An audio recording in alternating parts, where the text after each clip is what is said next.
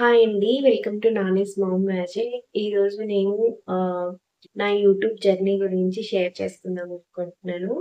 నేను మెయిన్‌గా ఈ యూట్యూబ్ ఛానల్ స్టార్ట్ చేయడానికి కారణం ఏంటంటే, నేను ఇంతకుముందు కెరియర్‌లో కొంచెం బిజీగా ఉండేదాన్ని. అంటే జాబ్ తర్వాత ఇంటికొచ్చి హౌస్ హోల్డింగ్ వర్క్స్ చేసుకునేపాటికి రోజు ఎండ్ అయిపోయేది. చాలా బిజీగా ఉండేదాన్ని.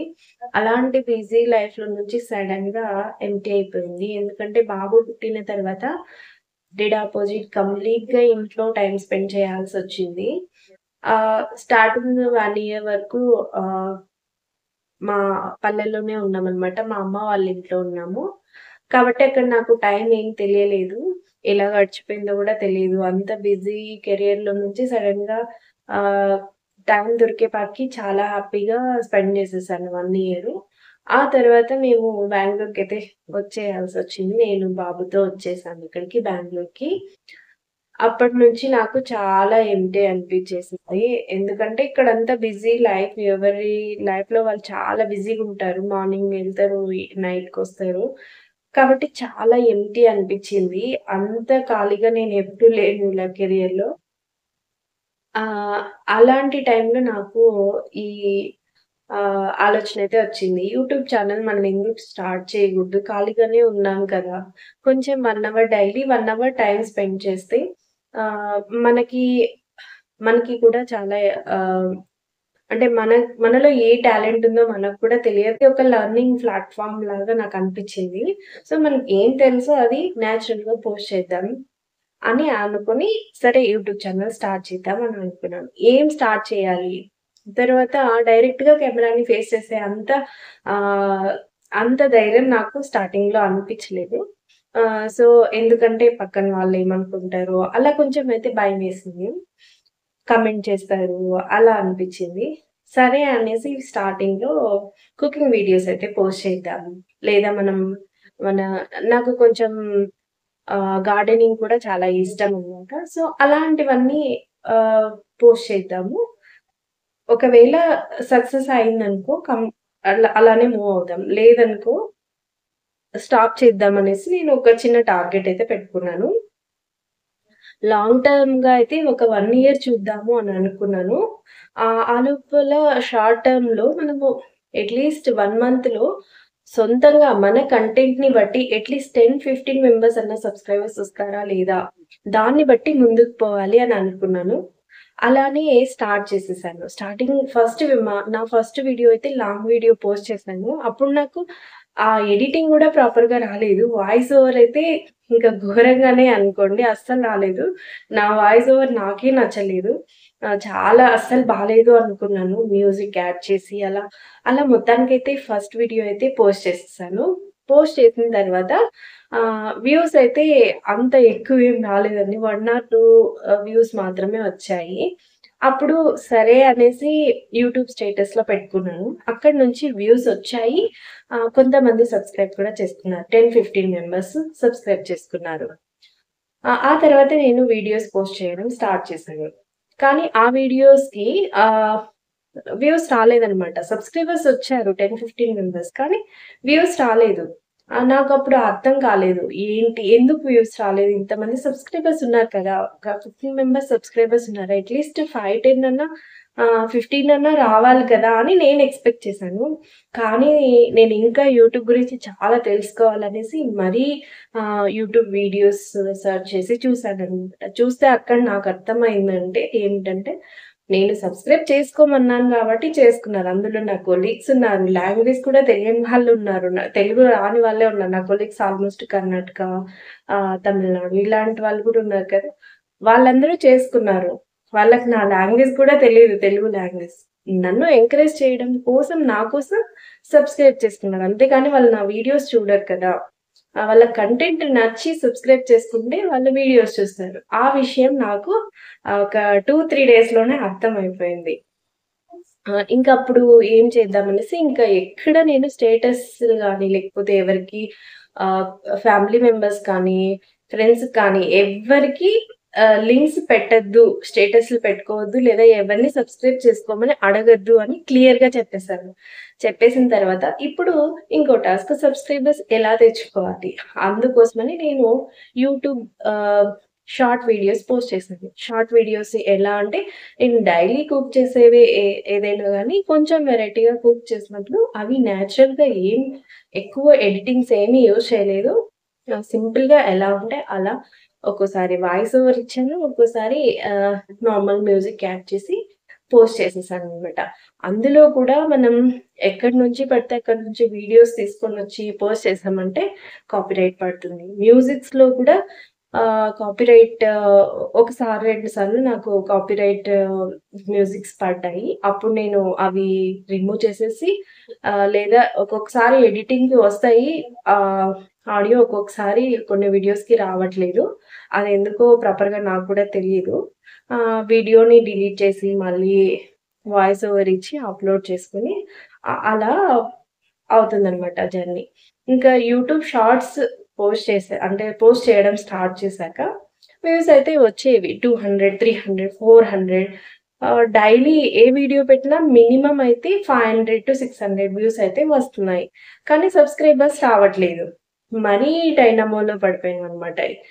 ఎలా వ్యూస్ తెచ్చుకోవాలి? ఎలా సబ్స్క్రైబర్స్ తెచ్చుకోవాలి? ఎలా వ్యూస్ పెంచుకోవాలి? అప్పుడు నాకు క్లియర్‌గా అర్థమైందేంటంటే, మన కంటెంట్ ఇన్ఫర్మేటివ్‌గా ఉండాలి. లేదా ఏదైనా కుకింగ్ అయినా సరే, అది వెరైటీగా, కొత్తగా ఉండాలి. విజువల్‌గా కూడా చాలా బాగా చూపించాలి. తర్వాత వాయిస్ కూడా ఆహ్, కంటెంట్ ఇన్ఫర్మేటివ్‌గా ఉండాలి అని నాకర్థమైంది. అలా కొన్ని వీడియోస్ చాలా వరకు వాయిస్ ఓవర్ ఇస్తున్నాను. నా వాయిస్ అయితే నాకు నచ్చలేదు. కానీ చూసిన వాళ్ళైతే పర్లేదు బాగుంది గదా! ఇవ్వచ్చు కదా! వాయిస్ ఓవర్ అంటే సరే అనేసి కంటిన్యూ చేశాను. అలా ఒక వీడియోకైతే 3000 వ్యూస్ వచ్చాయి. అక్కడి నుంచి సబ్స్క్రైబర్స్ స్టార్ట్ అయ్యారు. 1000 వరకు 1000 అబోవ్ ఏ వీడియో రీచ్ అయినా గూడా అక్కడి నుంచి సబ్స్క్రైబర్స్ ఆటోమేటిక్‌గా రావడం అయితే స్టార్ట్ అయింది. అలా 5 ఒక్కొక్క షార్ట్ వీడియోకి 5, 6 కొన్ని నార్మల్ వీడియోస్‌కి 2, 3 అలా వచ్చాయన్నమాట సబ్స్క్రైబర్స్. అలా ఇప్పుడు ప్రెజెంట్ అయితే నాకు 83 సబ్స్క్రైబర్స్ వచ్చాయి. సో, నాకు చాలా హ్యాపీ అనిపిచ్చింది. నా గురించి నేను వీడియో పోస్ట్ చేయడానికి ఇది ఒక హ్మ్, మంచి ఆహ్, స్టెప్ అని అనిపిచ్చింది. ఎందుకంటే 83 నాకు అంత తక్కువ నంబర్ అనిపించలేదు. ఎందుకంటే ఆహ్, నా రిలేటివ్స్ నేను సబ్స్క్రైబ్ చేసుకోమంటే చేసుకున్న వాళ్ళు 10-15 మెంబర్స్ మాత్రమే. ఆ తర్వాత ఓన్‌గా వచ్చాయి సబ్స్క్రైబర్స్. అంటే వాళ్ళకి ఎంతో కొంత నా కంటెంట్ అనేది నచ్చింది. నేను ఇంప్రూవ్ చేసుకుంటే ఇంకా కొన్ని సబ్స్క్రైబర్స్ రావడానికి ఛాన్సెస్ ఉందని నాకప్పుడు అర్థమైంది. తర్వాత ఇక్కడ నేను యూజ్ చేసిన ఆహ్, వీడియో ఎడిటింగ్ టూల్స్ ఏంటంటే మెయిన్‌గా నేనైతే స్టార్టింగ్‌లో ఎ అడోబే యూజ్ చేశాను. కానీ అది ఓన్లీ ల్యాప్‌టాప్‌లో అవైలబుల్ ఉంది. అది చాలా కష్టం అనిపించింది. ప్రతిసారి ల్యాప్‌టాప్ ఓపెన్ చేసి నాకు బాబు గూడా ఉంటాడు కాబట్టి అంత టైం నాకు దొరకదు అనిపించింది. సో, మరి ఎడిటర్స్ కోసం సెర్చ్ చేస్తే నేను ఫైండ్ చేసిన దాంట్లో వీఎన్ ఎడిటర్ పర్లేదండి. అన్ని బేసిక్స్‌తో ఈజీగా ఎడిట్ చేసుకోవచ్చు. తర్వాత వైటీ క్రియేట్ కూడా. కానీ ఇక్కడ వైటీ క్రియేట్‌లో లాంగ్ వీడియోస్ నేను ఇంపోర్ట్ చేస్తుంటే ఎడిటింగ్‌కి ప్రాపర్‌గా రావట్లేదు. అంటే ఇంపోర్ట్ అవ్వట్లేదు ఫస్ట్. కానీ ఎడిటింగ్‌కి మాత్రం చాలా బాగున్నాయి. షార్ట్ వీడియోస్ అన్నీ అయితే ఎడిట్ చేసుకోవడానికి చాలా బాగున్నది. తర్వాత అప్‌లోడ్ చేసుకోవడానికి కూడా డైరెక్ట్‌గా అక్కడి నుంచే అప్‌లోడ్ చేసుకోవచ్చు. వైటీ ఎడిట్ యూట్యూబ్ వాళ్ళదే. సో, ఇది అన్ని బేసిక్ ఎడిటింగ్స్‌ని ప్రొవైడ్ చేస్తుంది. నాయిస్ రెడ్యూసింగ్ కూడా బ్యాక్‌గ్రౌండ్ నాయిస్ రెడ్యూసర్ కూడా ఉంది. ఆటో క్లీన్ చేసుకోవచ్చు. సో, నాకిది చాలా బాగా నచ్చింది షార్ట్ వీడియోస్‌కి. ఎక్కువగా నేను వైటీ క్రియేటే వాడతాను. తర్వాత కైన్ మాస్టర్ కూడా వాడతాను. కానీ కైన్ మాస్టర్ ఆహ్, వాటర్ మార్క్ ఉంటుంది కదా! అదైతే ఫ్రీ ఎడిటర్స్‌కి వస్తుందండి. మనం పెయిడ్ వెర్షన్ తీసుకుంటే అక్కడ వాటర్ మార్క్ అని కైన్ మార్క్ వాటర్ మార్క్ అయితే రాదు. కానీ ఆ వాటర్ మార్క్ వల్ల యూట్యూబ్‌కి ఏమి కాపీరైట్ కానీ లేకపోతే ఏమి రీయూజ్డ్ కంటెంట్ ఇలాంటివేమీ రాదు. సో, హ్యాపీగా యూజ్ చేసుకోవచ్చు. కైన్ మాస్టర్‌లో కూడా ఎడిట్ చేసుకొని. సో, ప్రెజెంట్ అయితే నేను ఇవి వాడుతున్నానండి. వీఎన్ తర్వాత వైటీ క్రియేట్, కైండ్ మాస్టర్ ఈ 3 వాడుతున్నాను. ఈ మూడిట్లో నాకు ఈజీ అనిపించేదైతే వైటీ క్రియేట్. లేదంటే విఎన్ అనిపిస్తుంది. కైండ్ మాస్టర్ ఎందుకో తెలీదు. బిగినింగ్‌లో నాకు చాలా కొంచెం ఇబ్బందిగా అనిపించింది. అక్కడ టూల్స్ సెలెక్ట్ చేసుకోవడం మొబైల్‌లో చాలా కష్టం అనిపించింది. అందుకే నేను వైటీ క్రియేట్ ఎక్కువ వాడతాను. మీకు కూడా నచ్చితే ఈ 3 ట్రై చేయండి. చాలా బావుంటాయి బిగినర్స్‌కి. తర్వాత ఇంకా లాంగ్ వీడియోస్‌కొస్తే, లాంగ్ వీడియోస్‌లో మెయిన్ అంటే థంబ్‌నెయిల్ అండి. థంబ్‌నెయిల్ డిజైన్ చేసుకోవడం చాలా బాగా నేర్చుకోవాలి. నేను ప్రెజెంట్ అయితే అడోబీ ఎక్స్‌ప్రెస్సే వాడుతున్నాను. ఆహ్, ఆహ్, ఏంటి థంబ్‌నెయిల్స్ డిజైన్ చేయడానికి. ఫ్యూచర్‌లో ఇంకా కొంచెం ఇంప్రూవ్ చేసుకోవాలని నాకు కూడా అనిపిస్తుంది లాంగ్ వీడియోస్‌కి. ఇంకా మెయిన్ ఇదంతా ఒక పక్కన పెట్టేస్తే హ్మ్. ఇంకా యూట్యూబ్ ఛానెల్ స్టార్ట్ చేసాం అనంగానే ప్రతి ఒక్కరు రిలేటివ్స్ కానీ, ఫ్రెండ్స్ కానీ, లేకపోతే ఫ్యామిలీ మెంబర్స్ కానీ అందరూ ఏమడుగుతారు? ఫస్ట్ అడిగే క్వెషన్ ఏంటంటే, అవునా యూట్యూబ్ ఛానెల్ స్టార్ట్ చేసావా? ఎంతొస్తుంది మనీ? ఎంత సంపాదించేస్తున్నావు? చాలా వస్తుందా? రోజుకి ఎంతొస్తుంది? గంటకెంతొస్తుంది? ఇలానే అడుగుతారండి. కానీ ఫ్యాక్ట్ ఏంటంటే యూట్యూబ్ ఛానెల్ స్టార్ట్ చేసిన వెంటనే మనకి ఏ అమౌంట్ రాదండి. ఏమీ రాదు. ఆహ్, జీరో ఎర్నింగ్ అనమాట స్టార్టింగ్‌లో. ఆఫ్టర్ మానిటైజేషన్ మాత్రమే మనకి రెవెన్యూ అనేది స్టార్ట్ అవుతుంది. ఇంకా కొంతమంది ఏమడుగుతున్నారంటే, ఆల్రెడీ నీ నీ వీడియోస్‌కి యాడ్స్ వస్తున్నాయి కదా! మరి నీకు రెవెన్యూ రావాలి కదా! అని అంటున్నారు.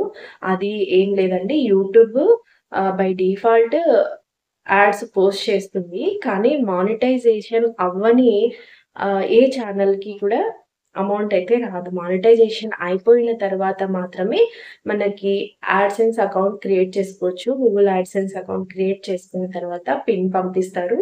తర్వాత వెరిఫికేషన్ ప్రాసెస్ అన్నీ ఉంటాయి. ఈ మానిటైజేషన్ అయిపోయిన తర్వాత మన వ్యూస్‌ని బట్టి కూడా కాదు. మన యాడ్స్‌ని బట్టి మనకి అమౌంట్ అనేది వస్తుంది. అంటే ఆటోమేటిక్‌గా వ్యూస్ పెరిగితే యాడ్స్ ఖచ్చితంగా చూస్తారు కదా! స్టార్టింగ్ ఒక యాడ్ వస్తుంది. మిడిల్ ఒక యాడ్ వస్తుంది. మళ్ళీ లాస్ట్‌కి ఒక యాడ్ వస్తుంది. ఇది కూడా కంటెంట్‌ని అంటే డ్యూరేషన్ ఆఫ్ ద ఆహ్, వీడియోని బట్టి అంటే వీడియో లెంగ్త్‌ని బట్టి ఎన్ని యాడ్స్ పెట్టుకోవాలి అదంతా ఒక ప్రాసెస్ అన్నమాట. అలా రెవెన్యూ అనేది జనరేట్ అవుతుంది. మానిటైజేషన్ అవ్వడానికి కూడా మళ్ళీ ఇంకా ప్రాసెస్ ఉందండి. మానిటైజేషన్ అవ్వాలంటే ఫస్ట్ మనకి ఆహ్, 500 సబ్‌స్క్రైబర్స్ అండ్ లాంగ్ వీడియోస్‌కైతే 3000 వాచ్ అవర్స్ అలాగే 3,000,000 వ్యూస్ ఉండాలి షార్ట్ వీడియోస్‌కైతే. ఇది ఎలిజిబిలిటీ అండి. ఇందులో 4,000 వాచ్ అవర్స్ అన్నా ఉండొచ్చు. లేదంటే 3,000,000 వ్యూస్ అన్నా ఉండొచ్చు. ఇందులో ఏదో ఒకటి ఆహ్, ఎలిజిబుల్ అయినా కూడా మానిటైజేషన్ చేసుకోవచ్చు. ఇక్కడ ఓన్లీ కొన్ని బెనిఫిట్స్ మాత్రమే ఆహ్, యాక్టివేట్ అవుతాయి. ఇది కూడా ఫుల్ మానిటైజేషన్ కాదండి. చాలామంది 500 సబ్‌స్క్రైబర్స్ ఉంటే చాలంట మానిటైజేషన్‌కి అంటున్నారు. కానీ అలా కాదండి. ఇక్కడ ఓన్లీ కొన్ని బెనిఫిట్స్ యాడ్ అవుతాయి అంతే. ఆహ్, మనకి షాపింగ్ ఇంకా కొన్ని ఆహ్, బెనిఫిట్స్ మాత్రమే యాడ్ అవుతాయి. ఇక్కడ రెవెన్యూ జనరేట్ అవ్వదు. అలాగే మనకు యాడ్స్ కూడా యాడ్‌సెన్స్ అకౌంట్ కూడా క్రియేట్ అవ్వదు. మనకి యాడ్‌సెన్స్ అకౌంట్ క్రియేట్ చేసుకోవాలి అని అంటే, యాడ్‌సెన్స్ పిన్ రావాలి అంటే మనకి 1000 subscribers, 4000 watch hours from long videos లేదంటే 10,000,000 ఆహ్, వ్యూస్ షార్ట్ వీడియోస్ ద్వారా రావాలండి. అప్పుడే మనకి ఫుల్ మానిటైజేషన్ అవుతుంది. రెవెన్యూ జనరేట్ అవ్వడం స్టార్ట్ అవుతుంది.